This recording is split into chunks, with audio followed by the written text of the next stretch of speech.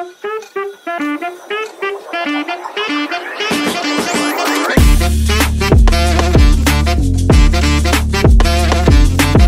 Sobat Pelaut, kembali lagi di podcast BBB, Bincang-Bincang BP3IP bersama saya, host Nadila.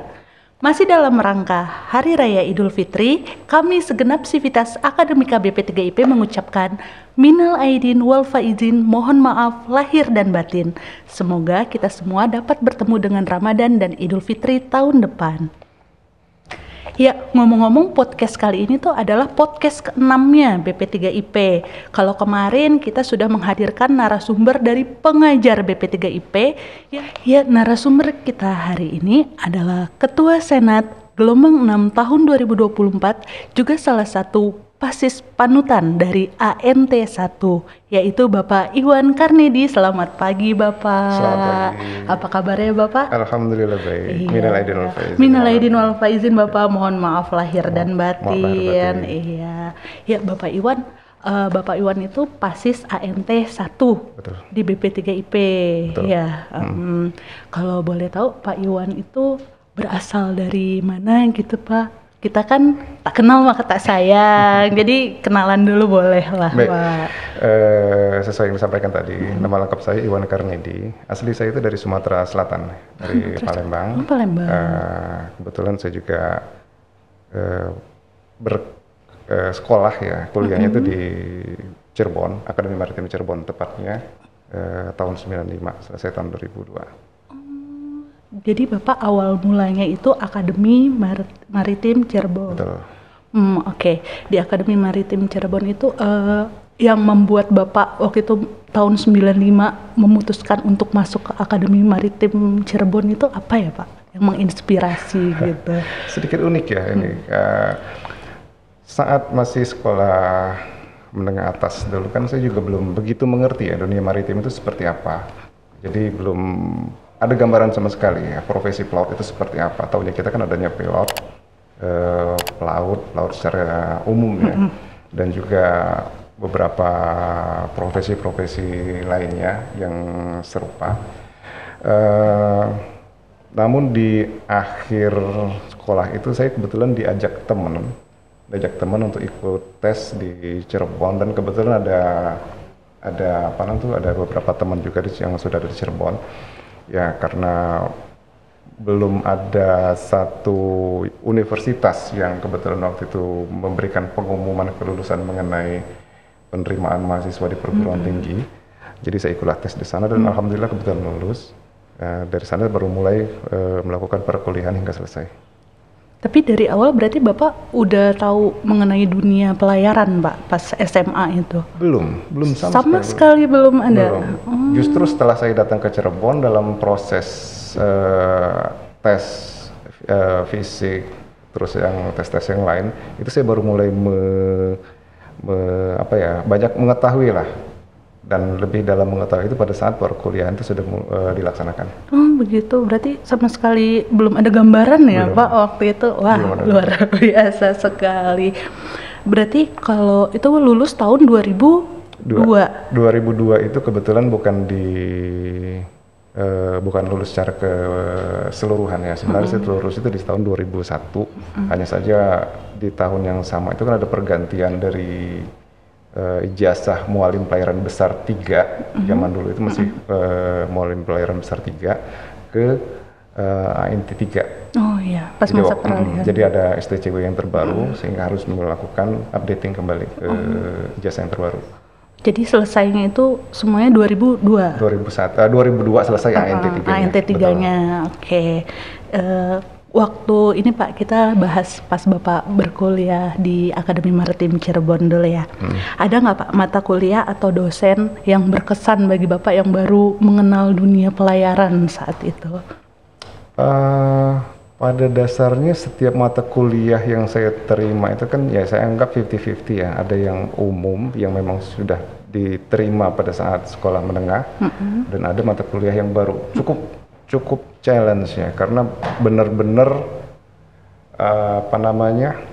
Baru, dan saya juga baru dengar adanya di sana, seperti menjangkau peta. Peta itu seperti apa sih? Atau hitung pelayaran. Hitung pelayaran itu seperti apa sih? Atau stabilitas kapal atau memuat.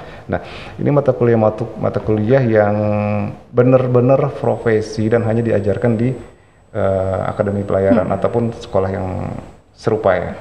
Nah, itu di awal-awal perkuliahan itu mungkin saya sedikit agak down itu di mata kuliah yang hitungannya cukup banyak ya, terutama kayak seperti hitung pelayaran ataupun memuat ataupun stabilitas. Nah, itu kan agak di luar pakemnya mata kuliah secara umum. Nah, di awal agak sedikit down di sana, tapi ya mau nggak mau karena harus ada ujian negara yang harus kita laksanakan. Jadi mau nggak mau harus menguasai. Dan alhamdulillah ya sampai sekarang juga karena belajar terus menerus terkait itu masih ingat lah, dan itu memang nggak bisa dilepaskan dari dari keilmuan seorang pelaut. Berarti itu gambaran juga ya Pak, kalau bagi orang umum yang mungkin ingin masuk ke dunia pelayaran juga pastinya kan berbeda, ada yang khusus dipelajari di situ. Betul. Tapi ya kita harus menjalaninya, harus sungguh-sungguh karena itu memang pilihan kita. Pertama jadi pilihan, terus kedua pada saat kita bekerja di atas kapal, mata kuliah yang kita terima di kampus itu nanti akan kita praktekkan secara langsung. Ya mungkin akan sedikit lebih mudah melakukan praktek dibandingkan teori ya, tapi paling enggak teori yang kita terima di kampus itu sudah matang gitu. Jadi kita sudah memiliki dasar teori yang baik sehingga waktu melakukan praktek itu akan lebih mudah untuk penyesuaian. Oke. Kan kalau di kampus kita belajarnya teori. Betul. Ya Pak. Terus kalau Bapak juga pengalaman awal sebagai mualim 3 di KM Trimanggada. Ada nggak Pak kejutan atau tantangan terbesar yang Bapak hadapi saat pertama kali berlayar gitu? Ada kejadian unik lah, beberapa kejadian unik yang saya alami di saat pertama saya on board sebagai perwira di atas kapal ya. Baik itu terkait mengenai manuver, baik itu terkait mengenai pekerjaan secara langsung, dinas jaga dan lain-lain. Sebenarnya sih bukan hal yang aneh karena sebelum menjadi perwira kita kan melakukan praktek. Nah, 1 tahun menjadi kadet di atas kapal, semua pekerjaan, semua tanggung jawab ataupun aktivitas orang mualim itu kita sudah melihat dan melakukan semacam pelatihan ada di sana.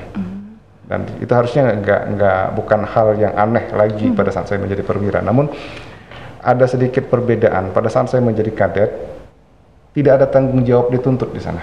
Oh iya. Ya, karena ada perwira jaga yang mengawasi saya dalam melakukan aktivitas di atas sanjungan. Nah, saat saya menjadi seorang perwira, tanggung jawab itu melekat ke saya. Nah, ini yang sedikit memberikan kejutan, cukup memberikan rasa pressure ya, pressure ke saya sebagai perwira junior di atas kapal. Oke. Nah, setelah perwira junior, Bapak juga bertahap kan, naik lagi, itu ada perbedaan signifikan dalam tanggung jawab yang Bapak emban di atas kapal itu? Oke, terkait tanggung jawab, pada dasarnya setiap perwira di atas kapal itu memiliki tanggung jawab yang berbeda. Baik itu mualim 3, mualim 2, ataupun mualim 1, terutama nahkoda ya. Nah, di mualim 3 kita bertanggung jawab atas semua peralatan keselamatan, baik itu perlengkapannya ataupun perawatan perlengkapannya. Di mualim 2 kita bertanggung jawab atas perlengkapan navigasi. Yang tadinya keselamatan sekarang perlengkapan navigasi. Nah, pada saat mualim 1 kita bertanggung jawab pada perawatan kapal dan pelaksanaan bongkar muat. Termasuk penyusunan muatan dan lain-lain. Nah, pada saat kita nahkoda, kita harus bisa melakukan monitoring secara general untuk ketiga tanggung jawab yang diemban oleh masing-masing perwira tadi. Semakin besar ya Pak? Semakin besar betul. Oke. Kalau Bapak sebagai mualim 2 dan 1 berlayar di KM Ayu Permata dan KM Alfa Trans 1 dan 2. Betul. Ya Pak. Apa aja sih Pak jenis muatan atau rute pelayaran yang paling berkesan bagi Bapak selama periode tersebut sebagai mualim 2 dan 1? Di Ayu Permata itu saya mengalami 2 periode jabatan ya, mualim 3 dan mualim 2. Saya dipromosikan di kapal yang sama. Oke. Nah, agak unik ini di Ayu Permata. Ayu Permata ini miliknya PT Gurita Lintas Samudra. Nah, di tahun-tahun awal Gurita Lintas Samudra itu mereka banyak membawa muatan berupa muatan kayu log. Itu tahun berapa ya Pak? Itu di 2000 awal, mungkin sekitar 2004 sampai, saya di sana itu 2004 sampai 2006 ya. Nah, itu banyak muatan kayu log. Nah, kayu log ini agak sedikit unik. Kenapa? Karena tidak ada satupun muatan log yang persis mirip ya. Jadi challenge-nya tinggi, resikonya tinggi, dan lokasi pemuatannya juga cukup terisolasi. Kenapa saya bilang terisolasi? Terkadang kita muat di satu pelabuhan yang tidak memiliki sinyal HP, zaman dulu kan masih baru-barunya, tidak memiliki jalur TV dan lain-lain. Jadi benar-benar kita muat di pinggir pantai berupa hutan jauh dari perkampungan. Itu cara Bapak mengatasinya bagaimana Pak waktu itu? Mengatasi terkait apa nih? Keterisolasian atau seperti apa? Iya, keterisolasian sama cara pengangkutannya kayak gitu. Kalau keterisolasian kebetulan kan di kapal kalau sana pemuatan log itu banyak tenaga kerja bongkar muat yang stay di atas kapal. Itu bisa sampai 20 orang. Jadi kesannya kapal itu malah jadi rame. Karena tenaga kerja bongkar muat itu stay di atas kapal, makan, tidur dan lain-lain mereka di atas kapal, termasuk bekerja. Untuk pemuatannya karena unik itu ya ini learning by doing ya kalau menurut saya ya. Dengan bimbingan dari Mualim 2 dan Mualim 1 termasuk nakodanya ya pelan-pelan bisa melakukan hal yang sama, hal yang lebih baik lah dalam melakukan pemuatan tersebut. Kenapa? Karena sifat karakter muatan yang tidak seragam tadi menyebabkan kemungkinan besar hilangnya ruang muat yang nanti akan mempengaruhi volume angkut kapal tersebut. Oke, kayak gitu. Terus setelah itu Bapak juga menjadi nakoda. Ya, menjadi nakoda itu boleh dibilang puncak karir di laut. Ya Pak ya. Menurut Bapak apa aja sih kualitas kepemimpinan krusial yang harus dimiliki seorang nakoda untuk memimpin kru dan memastikan keselamatan kapal? Karena tadi kan kalau nakoda itu dia memonitoring semua tanggung jawab yang ada di atas kapal itu. Gitu. Baik. Kemampuan terutama yang harus dimiliki nakoda itu adalah manajerial. Itu yang harus dimiliki. Kenapa? Karena ada dua main departemen utama yang ada di atas kapal, baik itu dek ataupun mesin. Setinggi-tinggi jabatannya KKM tetap levelnya di bawah nakoda. Jadi itu merupakan wewenang nakoda untuk memberikan arahan dan petunjuk kepada KKM dan timnya pada saat kapal beroperasi. Begitupun dengan bagian dek setinggi ada Mualim 1 dan timnya juga yang nanti akan melakukan itu. Nah, selain dari managerial skill yang harus dimiliki oleh seorang nakoda, dia juga harus memiliki kemampuan atau kalau saya bilang itu leadership ya, leadership yang baik. Leadership yang baik dan juga kemampuan untuk mengcoach timnya sehingga bisa memberikan output yang lebih baik dalam pengoperasian kapal tersebut. Agak sedikit berbeda dengan skill-skill nakoda zaman dulu ataupun nakoda yang memiliki ijazah yang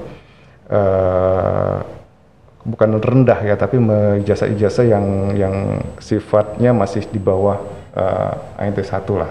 Nah, biasanya perusahaan pelayaran itu memberikan wewenang nakoda hanya karena kemampuan olah gerak, manuver dan lain-lain. Nah, di zaman sekarang itu sedikit berubah. Managerial skill itu yang akan dibutuhkan dalam memanage kapalnya. Berarti soft skill-nya juga dinilai ya Pak? Terutama soft skill-nya sekarang ini. Karena untuk technical skill-nya itu nanti akan didelegasikan kepada masing-masing perwira ataupun masing-masing engineer-nya. Nah, kalau untuk soft skill itu Bapak punya untuk mengembangkannya itu kayak gimana sih Pak? Jadi agak sedikit melenceng dari jenjang karir yang dimiliki oleh teman-teman pelaut yang lain. Biasanya kalau teman-teman pelaut yang lain itu mereka mengalami dari Mualim 1, Mualim 2, Mualim 3, terus Nahkoda. Saya agak sedikit berbeda. Kenapa? Karena saya dari Mualim 1, dari Mualim 3, Mualim 2, terus saya langsung beralih haluan ke kantor, ke perusahaan di darat. Nah, setelah di darat, saya diberi kesempatan lagi oleh perusahaan untuk onboard lagi. Nah, gitu. Pada saat di darat ini banyak training yang diberikan oleh perusahaan, baik itu sifat internal, in-house ataupun eksternal, itu yang diberikan kepada masing-masing karyawan, termasuk saya, dalam mengembangkan pola pikir, cara kerja, managerial skill dan lain-lain. Jadi pada saat saya menjadi nahkoda pertama kali di atas kapal, kemampuan ataupun scope skill yang dibutuhkan tersebut sudah saya terima sebelumnya. Dari yang di darat? Dari yang di darat. Oh ya, oke. Berarti Bapak itu sampai Mualim 2 baru saya ke darat. Baru ke darat, lalu balik lagi on board. Baru lagi on board sebagai representatif waktu itu. Oh, representatif. Jadi sebagai representatif atas kapal karena kita lagi ada project di Papua New Guinea. Jadi saya sebagai representatif perusahaan juga sebagai kru. Oh gitu, iya. Kalau waktu itu Bapak di darat berapa lama Pak? Total saya di darat itu kurang lebih 15 tahun ya, kalau dari hitung sejak saya pertama kali join di perusahaan. Itu sekitar 15 tahun, tapi di dalam periode 15 tahun ini ada beberapa kali saya itu harus turun ke kapal, baik itu assessment project baru ataupun menjadi kapten relief ataupun mendelivery kapal. Oh gitu. Kalau di total dengan pengalaman Bapak berlayar dari Mualim 3 berarti udah berapa lama Pak? Saya mulai berlayar sebagai Mualim 3 itu di tahun 2002 akhir atau 2003 awal lah ya. Terakhir saya berlayar aktif sebagai pelaut itu di tahun 2008. Jadi efektif pertama saya berlayar itu ada sekitar 5 tahun. Nah tapi setelah itu saya ke darat. Nah di darat ini baru ketemu dengan periode-periode di mana saya harus on board. Gitu, udah cukup lama ya Pak ya? Untuk seorang pelaut itu nggak lama. Belum ya? Belum lama. Kalau masih di bawah 10 tahun itu belum lama. Belum lama. Oke Pak, dalam periode Anda berlayar, pasti Bapak itu menyaksikan berbagai perubahan dalam teknologi navigasi dan komunikasi di kapal. Ya, menurut Bapak, gimana cara beradaptasi dengan perubahan tersebut dan bagaimana teknologi tersebut mempengaruhi pekerjaan di laut? Oke.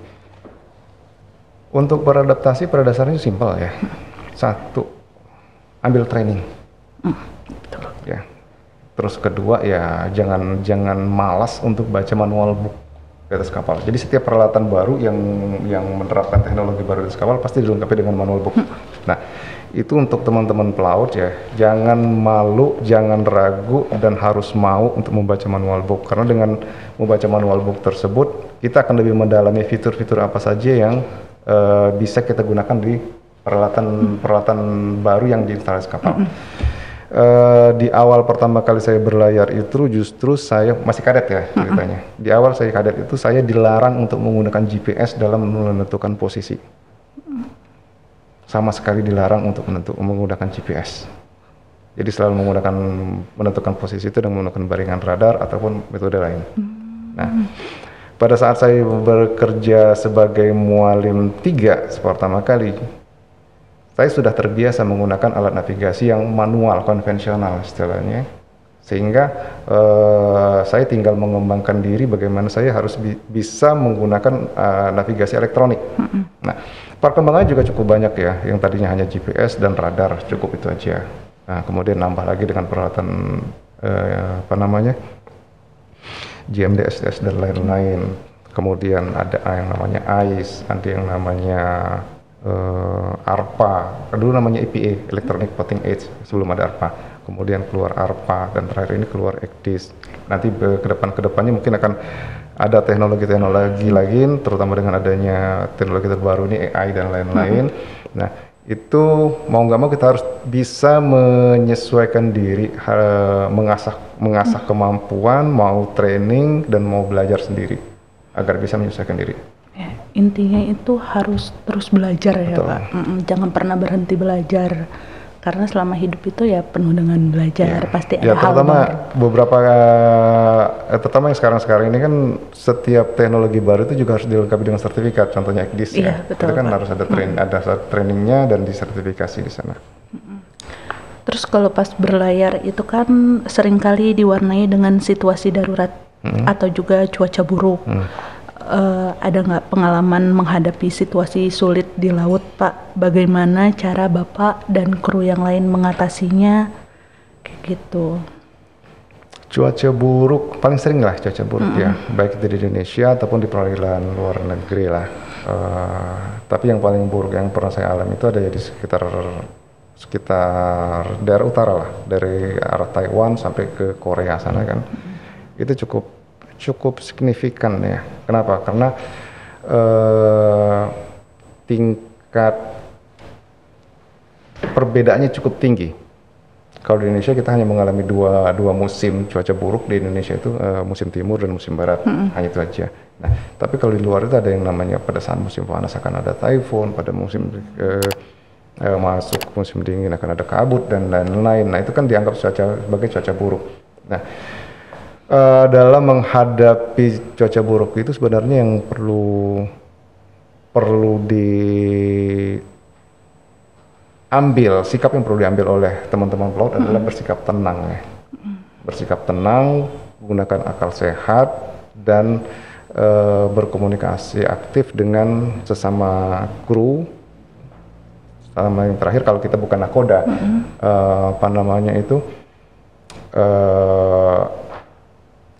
berikan dukungan penuh kepada nakoda sehingga nakoda juga bisa mengambil keputusan yang tepat sesuai dengan keadaan.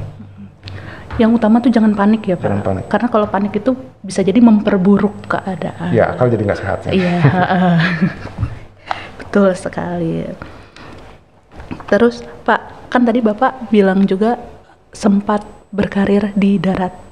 Nah, itu yang menjadi waktu itu pertimbangan utamanya apa, Pak? Bapak jadi ke darat, apa ini keputusan yang direncanakan atau ada faktor tertentu? Sebenarnya cukup direncanakan, cuman agak sedikit lebih cepat. Rencananya awalnya emang bagaimana, Pak? Di awal karir saya di laut itu saya berencana untuk coba mencari kerja di darat pada saat saya sudah mendapatkan ijazah minimal INT 2. Ya, mendapatkan ijazah INT 2, dapat pengalaman sebagai nakoda ataupun mulim 1, baru saya kerja di darat. Nah, tapi ternyata setelah saya off dari salah satu kapal yang saya join, itu saya dipanggil oleh operation manajernya, ditawarkan untuk menjadi nautical supervisor di sana. Nah, karena kebetulan keluarga juga mendukung untuk hal tersebut, ya udah ambil kesempatan untuk bekerja di darat tersebut, tetap dengan ijazah INT 3 pada saat itu, dengan pengalaman maksimum itu di Molim 2. Tapi saya jadi menjadi nautical supervisor. Kebetulan ini perusahaan juga perusahaan yang belum terlalu lama, jadi perusahaan baru, sehingga banyak membutuhkan tenaga-tenaga yang benar-benar mengerti teknis waktu itu. Gitu, ya. Kalau saya baca di CV Bapak ya, Pak, di PT Alfa Transraya Bapak itu menduduki posisi mulai dari nautical supervisor hingga deputy division head. Gimana latar belakang dan pengalaman berlayar Bapak itu bisa membantu dalam peran-peran manajemen di darat itu? Oke.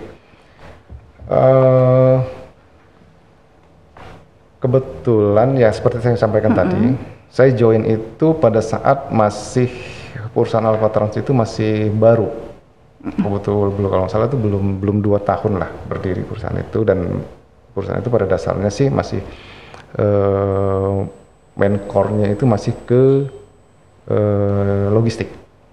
Nah, kebetulan karena saya alumni dari salah satu kapalnya, jadi saya kebetulan udah banyak tahu, udah kenal dengan kapalnya, dengan krunya, dan juga sudah paham dengan pola operasinya. Nah, jadi mau nggak mau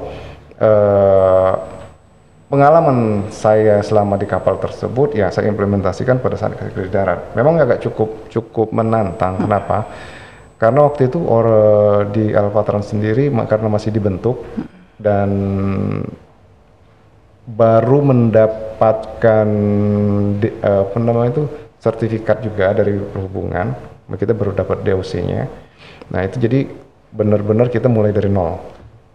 Kita susun DOC, kita buat buat departemen-departemen yang terkait, baik itu crewing, sertifikat, supply, termasuk operasi. Nah saya di nautical supervisor waktu itu banyak karena kapal masih sedikit, jadi masih sanggup lah menghandle semua pekerjaan yang berhubungan dengan kapal. Nah, kemampuan atau pengalaman teknis saya itu yang akhirnya saya terapkan di perusahaan, bagaimana caranya agar kapal itu tetap dapat beroperasi dengan lancar dan juga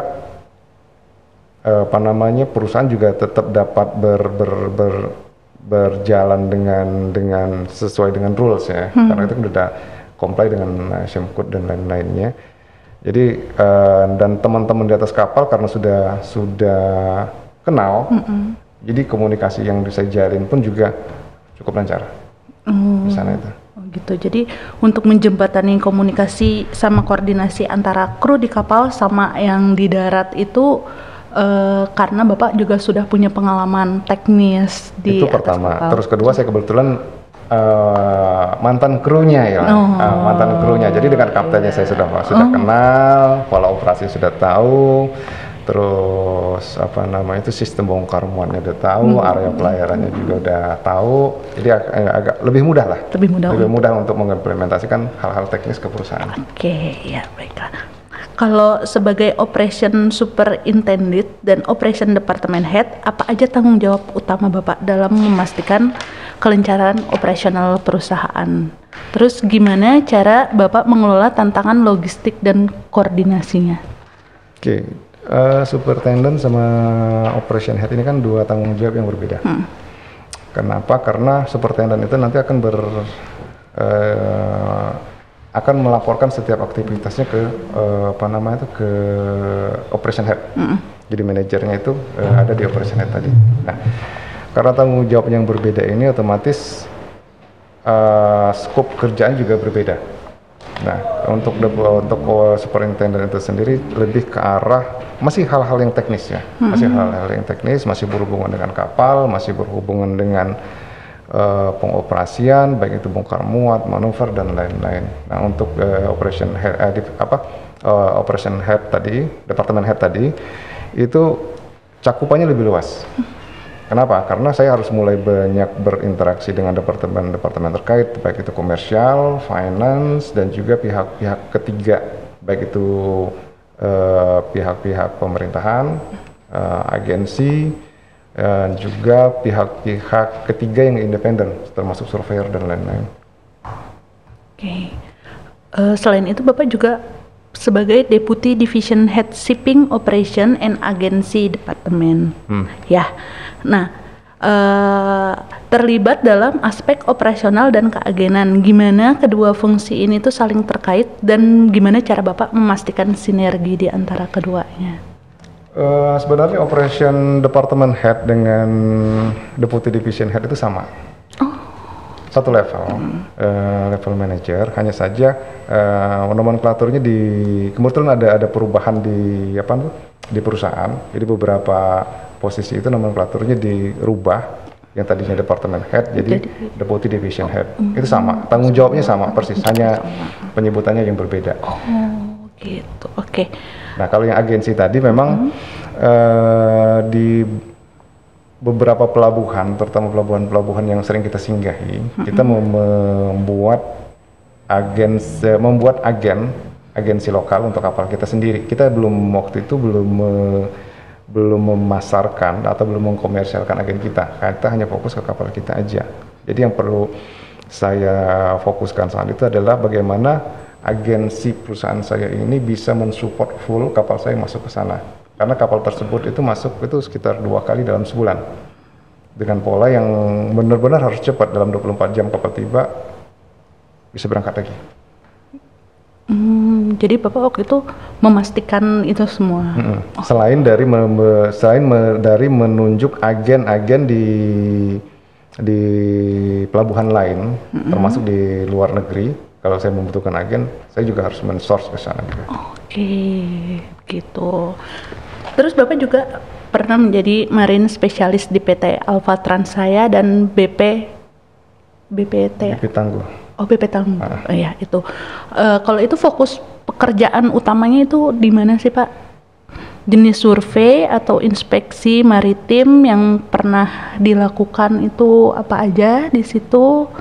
Terus dalam industri pelayaran itu peran pentingnya apa? Posisinya sebenarnya sama ya. Marine spesialis ataupun yang di Pitanggu itu kebetulan dia posisinya sebagai marine koordinator. Oh, marine.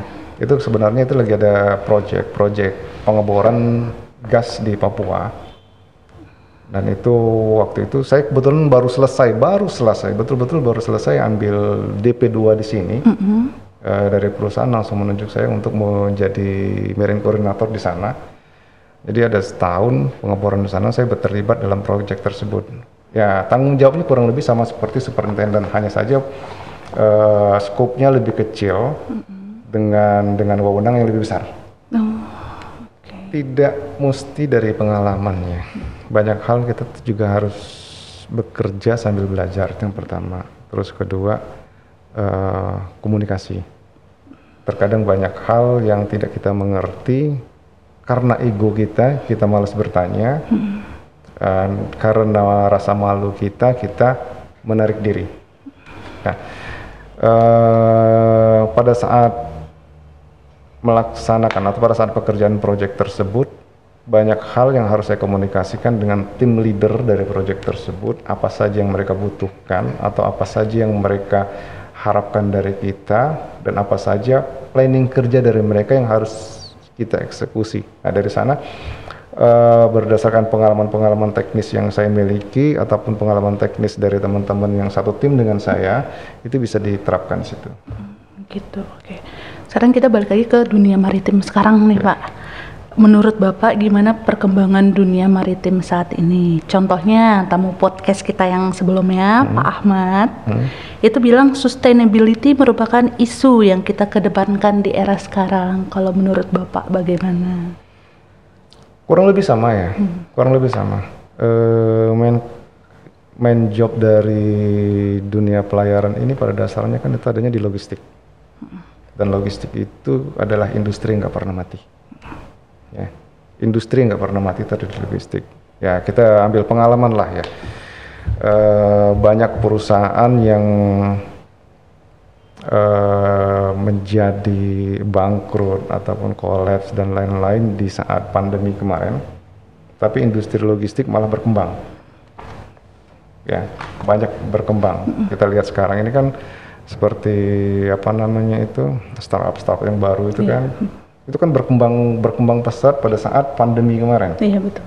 Nah, yang tadinya pasar penuh sekarang orang jadi masuk ke pasar karena bisa dibeli pada saat secara online. Nah, termasuk juga dunia maritim ini juga sama karena dia mensupport logistik, jadi nggak akan pernah mati dan pasti akan sustain ya. Nah, tinggal pertanyaannya apakah kita siap untuk berperan serta di sana? Bagaimana caranya kita biar siap? Belajar. Jangan pernah berhenti belajar. Iya. Kalau nggak kita bisa ketinggalan ya, Pak ya. BP3IP tempatnya belajar. Nah, iya. Kan tadi Bapak bilang ada keahlian sertifikasi yang sekarang termasuk Bapak juga memiliki keahlian navigasi, survei hingga pemahaman tentang ISM dan ISPS code. Menurut Bapak, bagaimana cara untuk terus mengembangkan dan memelihara keahlian-keahlian ini seiring berjalannya waktu? Kan nggak mungkin kita udah dapat sertifikasi ISM code, udah gitu selesai, udah nggak belajar lagi. Ya, pertama kali pada saat kita belum memiliki kemampuan atau keahlian tersebut, ya pertama pasti trainingnya. Nah, training ini nggak akan bertahan lama kalau training ini tidak diterapkan. Nah, bagaimana menerapkan hasil training tersebut ke atas kapal? Berikan training ke krunya. Nah, ini yang menjadi apa ya? Menjadi kebiasaan. Ini yang selalu beri informasikan atau diberikan ke kami, pekerjaan diberikan ke kami sebagai bagian dari tim operasi oleh direktur kami, bahwa kalau kita ingin operasi kapal kita itu lancar, bikin pinter krunya. Kru kan, tapi kru ini nggak bisa turun ke darat, terus belajar dan lain-lain. Nah, bagaimana caranya biar tetap bisa dilakukan? Kunjungi kapalnya, berikan training di atas kapal, walaupun cuma 1 atau 2 jam berikan training. Nah, berikan juga semacam reward untuk prestasi-prestasi tertentu. Jadi mereka memiliki passion untuk bisa menerapkan hasil trainingnya mereka. Nah, training yang kita berikan ini, training yang kita terima di darat ini, nah nanti akan kita terapkan ke atas kapal. Misalnya terkait leadership mungkin nggak akan kita berikan seperti kita menerima. Nah, kita berikan pelan-pelan, kita berikan coaching ke nakoda pada saat ada kunjungan, ajak ngobrol nakoda mungkin sekitar 1 jam, berikan coaching di sana, berikan one on one di situ. Nah, yang kita harapkan hasil dari coaching ataupun hasil dari one on one tersebut bisa memberikan motivasi kepada nakoda bagaimana caranya agar krunya dapat bekerja lebih baik, performa kapalnya dapat terjaga. Ya, betul. Ada orang juga bilang kalau memang kita untuk bisa benar-benar memahami sesuatu, kita mengajari orang lain, ya Pak. Mengajarkan itu akan manfaat yang kita dapatkan itu justru lebih mendalami materi yang kita berikan. Ya betul sekali. Jadi sobat pelaut, kalau memang untuk terus mengasah kemampuan yang sudah dimiliki, pengetahuan yang sudah dimiliki, jangan pernah pelit berbagi ilmu ya Pak sama orang lain. Karena tidak hanya berguna bagi orang lain, tapi juga berguna kepada diri sendiri. Seperti itu. Terus Pak, menurut Bapak, seberapa penting pemahaman tentang ISM dan ISPS Code bagi semua personil yang terlibat dalam industri maritim baik di laut maupun di darat? Bisa dibilang ISM Code itu merupakan kitab sucinya ya. Kitab suci. Ya. Guidance utama itu ada di ISM Code yang nanti akan diterjemahkan oleh perusahaan, masing-masing perusahaan akan berbeda dalam bentuk prosedur ataupun working instruction. Manual prosedur ataupun working instruction. Nah, guidance itu tetap dari ISM Code. Elemen-elemennya tetap dari ISM Code. Baik itu cara kerja, baik itu prosedur, baik itu kebijakan-kebijakan. Itu tetap semuanya dari ISM Code. Jadi pemahaman kita terhadap ISM Code itu, ISM Code secara kita lihat ISM Code secara keseluruhan ya. Nah, itu hanya general. Tapi nanti ISM Code yang sudah diterjemahkan dalam bentuk working prosedur manual ataupun working instruction itu yang nanti akan kita laksanakan. Mungkin gini, satu perusahaan dengan perusahaan lain akan berbeda pada saat mereka melakukan proses supply, akan berbeda pada saat mereka melakukan proses bunker. Bahkan dengan kapal yang berbeda pun working instruction juga kan berbeda. Ya karena itu disesuaikan dengan karakteristik kapalnya. Ya. Nah, kalau kita sudah bisa memahami ISM Code secara general, untuk menerapkan prosedur manual ataupun working instruction nanti itu akan lebih mudah. Dasarnya ya Pak itu. Jadi harus benar-benar memahami dasarnya dulu, jadi nanti bisa beradaptasi dengan aktualnya seperti apa gitu. Oh ya. Selain itu juga di era sekarang itu kemampuan bahasa Inggris yang aktif itu juga penting. Ya Pak. Ya. Menurut Bapak seberapa krusial kemampuan berbahasa asing dalam karir di industri maritim yang seringkali bersifat internasional? Sebenarnya bahasa asing itu merupakan satu orang yang pintar. Jadi gini, orang yang banyak belajar tentang bahasa asing, belajar bahasa Inggris dan lain-lain, itu akan kalah dengan orang yang banyak berbicara langsung atau berbicara secara aktif menggunakan bahasa asing. Ya.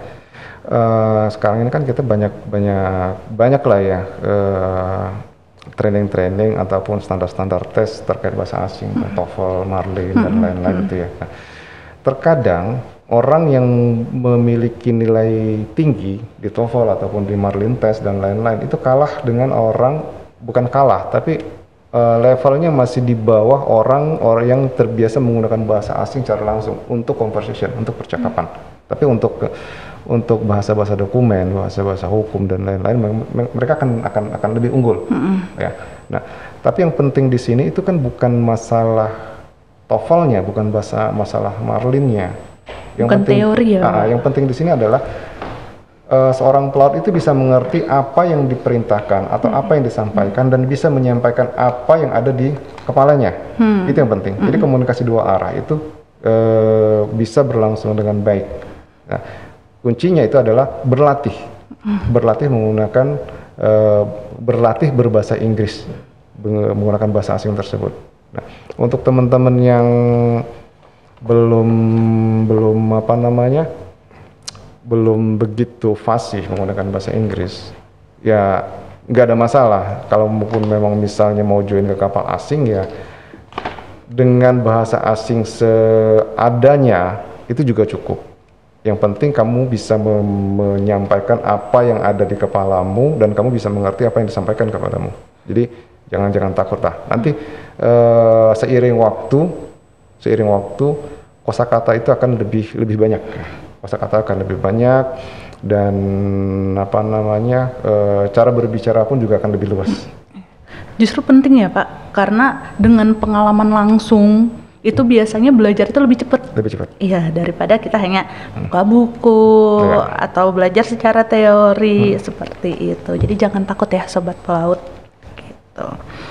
Pak, sekarang kita bahas soal Bapak selama menjadi pasis di sini nih Pak. Bapak ikut peningkatan di BP3IP tuh dari tingkat 2 ya Pak? Iya, saya pertama kali dapat ikut DP2 pertama kali saya di BP3IP ini. Itu kebetulan saya dapat beasiswa dari perusahaan untuk ikut DP2 itu. Di kesempatan itu dapat beasiswa. Nah itu makanya tadi itu setelah selesai dari pendidikan DP2 saya langsung diterjunkan ke proyek yang berbeda di Indonesia Timur sana. Berarti pas Bapak DP2 itu di tahun 2002 akhir sampai 2013. Kebetulan waktu saya baru menyelesaikan proyek di Papua New Guinea, langsung ikut DP2 di sini. Selesai DP2 di sini langsung terjun ke Indonesia Timur untuk proyek yang berbeda. Oh gitu. Berarti pas Bapak DP2 di sini tuh pembelajaran beda kan Pak sama yang sekarang? Masih full offline ya. Offline. Nah, kalau dengan sekarang Bapak menempuh tingkat 1 di BP3IP dengan adanya blended learning, terus dengan kemudahan daftar kita sekarang tuh Pak, menurut Bapak tuh bagaimana? Ada keuntungan, ada kerugian juga ya. Dengan blended learning kayak gini, setiap pelaut itu bisa tetap belajar sambil bekerja. Nah, dan juga dengan kemudahan pendaftaran gini juga akan lebih memacu pelaut itu. Terkadang kan masalah dokumentasi yang kayak menjadi penghambat. Belum punya pengalaman layar lah, atau buku pelaut yang masih harus diperpanjang lah, macam-macam lah, atau mungkin ada sertifikat yang harus renewal, revalidasi. Nah, dengan kemudahan yang diberikan oleh BP3IP dalam melakukan ini, itu akan membantu seorang pasis atau seorang calon pasis yang ingin mengambil peningkatan. Nah, namun dari sisi lain, dengan blended learning ini, seorang pasis itu dituntut untuk bisa belajar sendiri. Kenapa? Karena perkuliahan secara online kayak gini kan terkadang seorang pelaut itu mengikuti kuliah sambil bekerja. Jadi fokusnya itu terbagi. Di mana dia harus tetap memprioritaskan pekerjaannya sambil dia mendengarkan kuliah yang diberikan secara online. Nah, itu yang pertama. Terus kedua, ini banyak dialami oleh teman-teman juga, terutama yang bekerja di sekitaran Arab sana, dan Arab dan Afrika ya. Itu perbedaan jam. Iya, betul Pak. Ya, perbedaan jam. Kita mulai di sini jam 7 pagi, perbedaan jam 5 jam. Kebayang dong, jam 7 pagi, mereka sana baru jam 2, jam 3.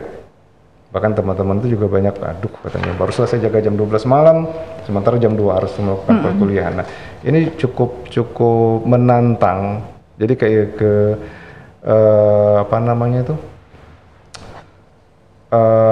keseriusan seorang pelaut itu untuk belajar di saat yang tepat, mengikuti perkuliahan secara online di waktu yang berbeda ini. Jadi akan menyebabkan serius nggak sih gitu, akan menantang pelaut itu bagaimana cara saya bisa mengikuti perkuliahan dengan waktu yang berbeda.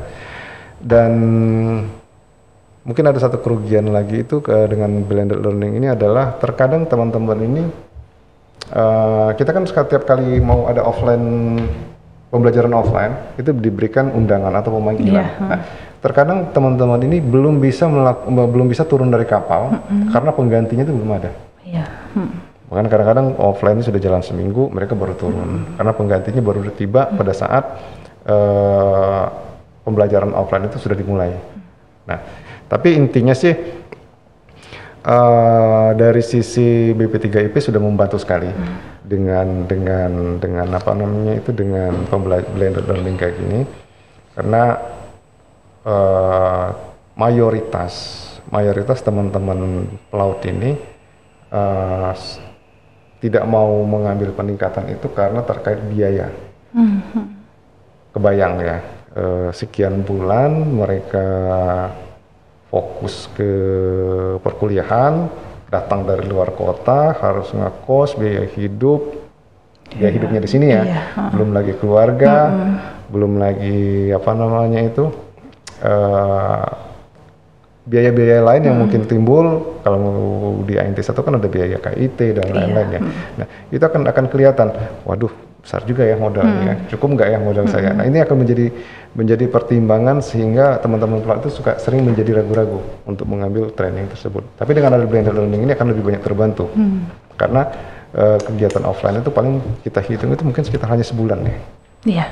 2 minggu offline, sisanya langsung udah AD, OKP, komprehensif. Ya syukur-syukur kalau bisa wisudanya dipercepat, ya mereka juga bisa langsung cepat naik ke kapal lagi. Iya betul, jadi bisa tetap punya penghasilan ya. Betul. Pak. Iya. Kalau gitu ada nggak tipsnya buat teman-teman pasis dalam itu tadi kalau menghadapi blended learning dengan perbedaan waktu dan segala macamnya itu Pak? Tipsnya itu lebih jaga kekompakan antar teman kelas ya. Karena mungkin akan ada satu sesi kuliah yang kita skip, di mana situ ada tugas atau ada materi yang perlu kita pahami lebih dalam. Nah, dengan kita kompak, sering komunikasi dalam bentuk ya, sekarang kan ada grup WhatsApp segala macam ya. Nah, itu akan lebih mudah mengakomodir apa sih perkembangan terakhir kelas kita nih. Nah, seperti yang saya alami kemarin kayak itu juga di grup WhatsApp gitu tuh selalu update. Oke, kita ada tugas sekian ya. Nanti akan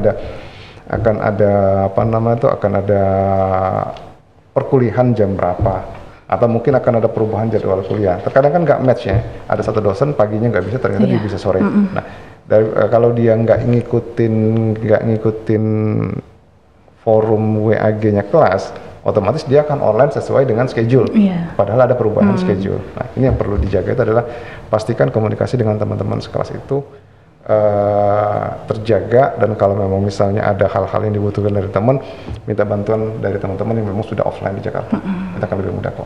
Iya, karena tujuannya masuk bareng, lulus juga bareng ya. Harus itu. Gitu.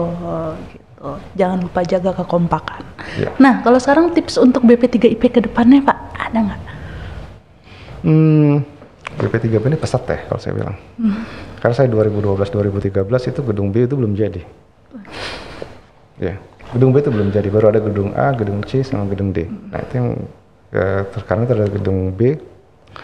Terus gedung C itu adalah gedung yang paling kumuh.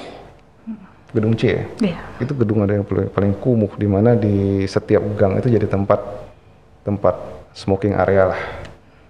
Setiap sudut. Nah, tapi sekarang itu lebih rapi, dalam gedung sudah nggak boleh ngerokok, sudah disiapkan tempat ngerokok tersendiri. kantin juga lebih lega, ya. Masjid juga udah lebih lega dibandingkan dulu ya. Masjid juga lebih lega. Terus fasilitas untuk praktek itu jauh lebih banyak. Kalau dulu itu saya yang sempat ngalamin di awal-awal 2012 itu ruang praktek untuk simulator anjungan aja baru ada 1. Nah sekarang simulator anjungan udah bisa masing-masing meja dengan 3 layar, 2 komputer. Jadi ya masing-masing fasilitas itu bisa melakukan praktek sendiri dengan waktu yang bisa kita atur sendiri ya. Nah untuk BP3IP saya rasa oke lah. Oke, untuk teman-teman yang kalau memang misalnya mau belajar serius ya mungkin BP3IP jadi pilihannya. Oke. Karena fasilitasnya lebih lengkap, saya akui yang pertama. Terus dosen juga lebih banyak dan banyak dosen senior. Saya ketemu Kapten Hieronymus di 2013, sekarang ketemu. Banyak yang ketemu. Jadi dosen-dosen senior itu memang ilmunya bagus ya, istilahnya ilmunya bagus yang bisa kita serap itu masih ada semua. Masih ada semua ya Pak. Tuh, jangan ragu untuk pilih BP3IP. Ya, betul. Setuju saya. Ya, setuju. Kalaupun mau misalnya dari yang satu sekolah lagi, saya ambil sini juga kok. Tapi itu udah nggak ada Pak, udah mentok Bapak, udah bonpoy kemarin. Ya oke. Teman-teman, Sobat Pelaut, BP3IP itu mempunyai contoh pasis yang sukses. Bukan sukses, hanya saja coba beradaptasi dengan perkembangan zaman dan ingin merasakan tantangan yang berbeda ya, dari laut ke darat. Dua tantangan yang berbeda. Kalau menurut Bapak, dibanding laut atau darat, itu lebih berkesan yang mana Pak? Darat malah. Darat? Kenapa itu Pak? Ada teman sih bilang gini, ya ini agak sedikit inilah ya, agak sedikit, ini mungkin hanya seperti anekdot lah. Kalau saya di kapal, saya hanya mengomandani satu kapal dan sekian puluh kru. Tapi kalau saya di darat sebagai manajer operasi ataupun superintendent, saya mengomandani sekian kapal dan sekian kru. Jadi challenge-nya beda. Challenge-nya beda. Nah, untuk teman-teman yang memang memiliki kesempatan bekerja di darat, ya, apalagi sudah memiliki jasa 2 ataupun jasa 1, ambil aja. Saran saya ambil aja, karena memang challenge-nya satu lebih tinggi, lebih menantang ya, lebih menantang yang pertama. Terus kedua, banyak hal-hal yang bisa kita pelajari di darat. Banyak hal-hal yang bisa dipelajari di darat. Yang kedua, terus yang nggak kalah pentingnya adalah pengembangan karir itu lebih besar di darat. Lebih besar di darat. Di kapal, teman-teman kalau terus di kapal mentok sebagai kapten, nggak ada yang jadi mayor di kapal. Ya. Tapi di darat tidak sedikit direktur itu dari laut. Ya paling nggak manajer operasi ataupun GM operasinya itu dari darat. Dari laut ya, basic laut maksudnya. Jadi kalau memang ada kesempatan ambil, dan terkait memang akan ada bukan sedikit, akan banyak perbedaan di sisi benefit. Tapi toh rezeki itu nggak kurang kalau kita bersyukur. Itu pesan saya untuk teman-teman yang ada di atas kapal. Betul sekali. Jadi Sobat Pelaut, dengan perbincangan kita dengan Pak Iwan, banyak sekali hal-hal yang kita dapatkan, yang dapat kita contoh, yang bisa juga menjadi pembelajaran untuk kita. Salah satunya itu harus terus belajar ya Pak. Jangan pernah malas untuk belajar, karena dunia juga terus berubah, kita juga harus bisa beradaptasi dalam menghadapinya. Kemudian juga kita harus terus mengasah skill yang kita punya. Betul. Untuk tetap bisa bertahan. Dan yang utama adalah kita harus mempunyai managerial skill, leadership, dan juga keinginan yang kuat untuk terus belajar. Nah, jadi Sobat Pelaut bisa mendapatkan itu semua dengan bersekolah di BP3IP. Ya, untuk pendaftaran, Sobat Pelaut tidak perlu ragu lagi, karena kita sudah ada kemudahan untuk mendaftar melalui WA Center, melalui nomor di bawah ini.